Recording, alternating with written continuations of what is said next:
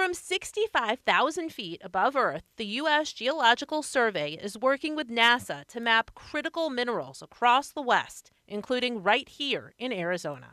Is a powerful tool for mapping mineral compositions in surface sediment, soil, and bedrock across very large regions of the country. It's called the Earth Mapping Resources Initiative, or Earth MRI. The researchers behind it provided a virtual update on the project this morning.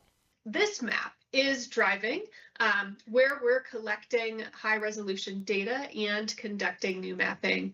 The technology allows them to identify the mineral makeup of rock by analyzing the reflection of light off of it.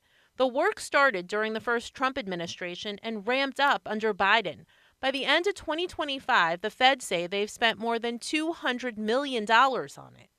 Earth MRI is a national effort to transform our mapping of mineral resources that are needed to drive the U.S. economy and our national security. And it's that last part that has some environmentalists concerned.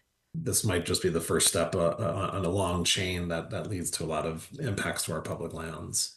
Brett Herzl is with the Center for Biological Diversity. This administration has made mining an incredibly high priority. We've seen a lot of really aggressive efforts to rapidly approve mines and to limit environmental reviews.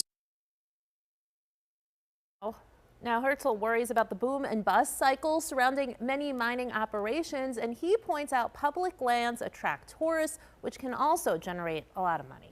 It's very interesting to hear about this getting underway. What are the final plans for this mapping?